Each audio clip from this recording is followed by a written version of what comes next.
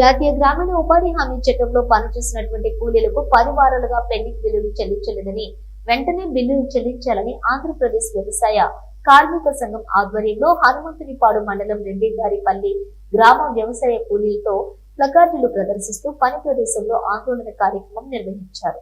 ఈ కార్యక్రమంలోని పాల్గొన్న సంఘం జిల్లా ఉపాధ్యక్షులు బడుగు వెంకటేశ్వర్లు మాట్లాడుతూ ప్రకాశం జిల్లాకు ఉపాధి హామీ చట్టం పారు బకాయి 25 కోట్లు చెల్లించాల్సి ఉందని, ఈ మొత్తం గ్రామీణ ప్రాంతంలో ఉపాధి చట్టంలో పనిచేసినటువంటి కూలీలకు 6 వారాల నుండి 10 వారాల వరకు బిల్లులు ఆగిపోయినాయి అని తెలిపారు. పనిచేసిన వారం చివరి రోజుల్లో బిల్లు చెల్లించాల్సి చట్టం చెబుతుంటే ఆ చట్టాన్ని నీరుగార్చి బకాయిలు పేరుకుపోయేలాగా పాలక వర్గాలు చేయటం అత్యంత దారుణమైన విషయం అన్నారు. పార్లమెంట్ లో చేసినటువంటి చట్టం కేంద్రంలోని బీజేపీ ప్రభుత్వం సక్రమంగా అమలు చేయాల్సిన బాధ్యత నుండి తప్పుకుంటుందన్నారు. ఉపాధి చట్టానికి ప్రతి సంవత్సరం బడ్జెట్ లో కోతలు పెడుతూ సక్రమంగా నిధులు కేటాయించకుండా కూలీల నోట్లో మట్టి కొట్టే కార్యాచరణకు సిద్ధపడుతోందన్నారు.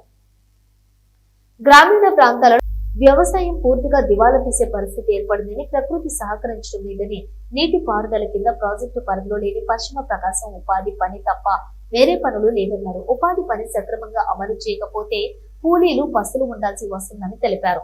పనిచేసిన కూలీలకు వెంటనే బకాయిలు చెల్లించే విధంగా ప్రభుత్వం చొరవ చేయాలని విజ్ఞప్తి చేశారు. పని ప్రదేశాలలో మౌలిక వసతులు, పనిముట్లు, బీమా సౌకర్యం లాంటివి కల్పించి కూలీలను ఆదుకోవాలని డిమాండ్ చేశారు.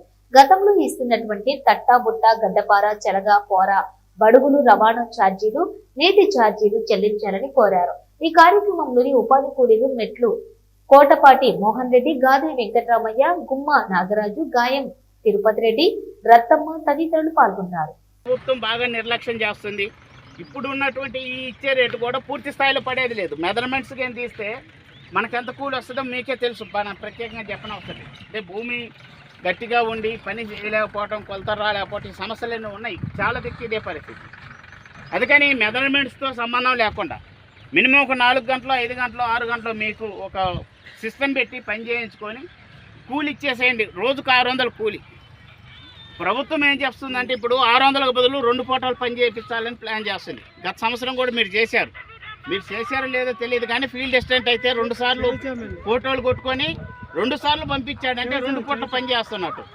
7 ఇచ్చే పనికి 2 పూట్ల పని చేసి 2 సార్లు 4 తప్ప ఆటోకు డబ్బులు పెట్టుకొని రోజు మొత్తం అటు ఇటు తిరగటానికి సరిపోదు.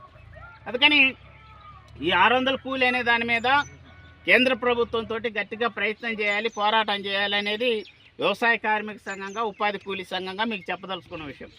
ఇక రెండోది, ఈ పాటికే మన జిల్లాకు 25 కోట్లు పెండింగ్ ఉన్నది. గతంలో చేసిన డబ్బులు మీకు దాదాపు 6 వారాలు 7 వారాలు బిల్లులు మీకు కూడా రావాల్సి ఉండొచ్చు. 10 వారాలు రావాలి. 10 వారాలు అంటే ఇప్పుడు గవర్నమెంట్ ఏం చెబుతుంది, పని చేసినటువంటి వారం చివరి రోజుల్లో డబ్బులు ఇస్తామని ఆ రోజు చెప్పింది. ఇప్పుడు చట్టం కూడా అదే. ఉపాధి హామీ పథకంలో పనిచేసిన కూలీకి వారం చివరి రోజులో బట్వాడా చేయాలి. ఒకవేళ చేయకపోతే మీరు కానీ కోర్టులో కేసేస్తే చెల్లుద్ది. ఇది చట్టం ఉంది. గవర్నమెంట్ కనీసం 10 వారాలకు కూడా డబ్బులు ఇవ్వకుంటే ఏంది పని? జాబ్ కార్డులు వేసాడు, అకౌంట్లో కట్టలే ఇంకా. అందుకని ఈ పెండింగ్ బడ్జెట్ ఏదైతే ఉందో దీన్ని ఎమ్మటే విడుదల చేసి జాబ్ కార్డులు అకౌంట్లో వేసి దాని మీద మరి జాబ్ కార్డులు వేసి అకౌంట్లో సంబంధించినటువంటి నేను చూసిన గతంలో మేట్ల వ్యవస్థ ఉంది. గత 5 ఏళ్ళు మేట్ల వ్యవస్థ తీసేశారు. మేట్లు కూలీలను తీసుకొచ్చి పని చేయించుకొని మస్టర్ చేయించుకొని వాళ్ళకి డబ్బులు బట్వాడు చేయించడం ఈ పని అంతా చేసేవాళ్ళు. ఇప్పుడు మనం గతంలో పదే డిమాండ్ పెడితే మళ్ళీ మేట్ల వ్యవస్థను తీసుకొచ్చారు. అయితే మేట్లకు గతంలో పారితోషికం 2 రూపాయలు ఇచ్చేవాళ్ళు. ఇప్పుడు మనం 10 రూపాయలు అడుగుతున్నాం. ప్రతి మనిషికి కూలీలు ఎంతమంది అయితే పనిచేస్తారో అంతమంది అన్ని పదులు ప్రభుత్వం మేట్కి ఇవ్వాలి. అంటే ఇది అదనపు చాకరీ మేట్కి.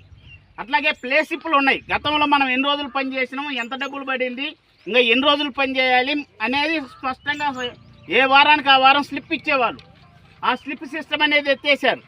అసలు ఎవరికి ఎన్ని రోజులు పని ఉందో, ఏ రోజు ఎంత కూలి పడుతుందో అర్థం కాని పరిస్థితి.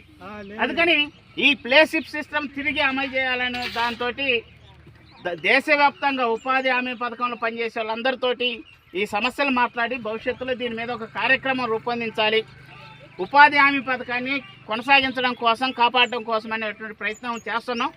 అందులో మీరు కూడా భాగస్వాములు కాండి. రెండోది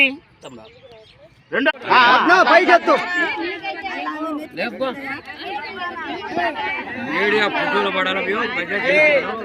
అరే పైకి ఎత్తరా రెండు చేతులు పట్టుకో